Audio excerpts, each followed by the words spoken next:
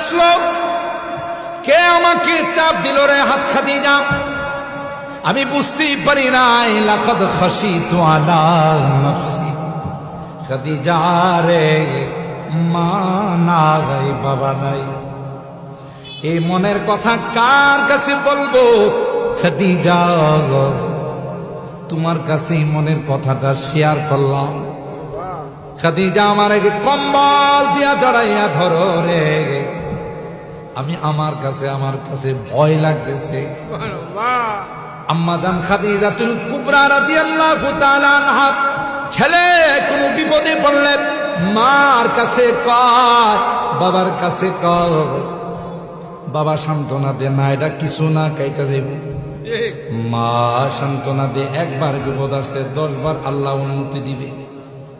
বাজান টেনশনের কোনো কারণ নাই। পয়গম্বর কার কাছে বলবে গো?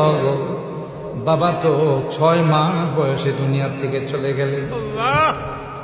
যখন মার পেটে 6 মাস, তখন তো বাবা দুনিয়াতে নাই। কবর জিয়ারত করতে গিয়া মা কেউ জনমের তরে হারাইলে।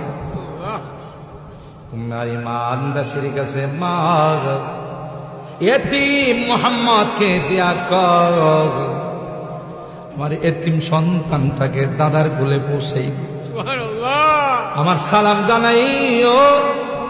আর বলি দিও বৌমা আসে সালাম জানাইছে গো। আর কোনদিন বৌমা তোমার কাছে আসবে না, তোমার ছেলের কাছে বৌমা শুয়ে গেছে, আর কোনদিন মক্কায় আসবে না। পয়গম্বর শিশু মানুষ বুঝে না, মা শুয়ে আছে, মা বিদায় নিয়ে চলে গেছে।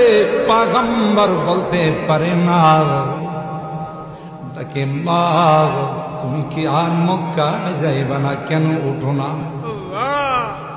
বারবার মাকে ডাক দে, মা কোনো জবাব দেয় না। উম্মে আইমান দাসী কুলে টান দিয়া নিয়া কয়, না না, আর কোনদিন তোমার মা মক্কায় যাবে না।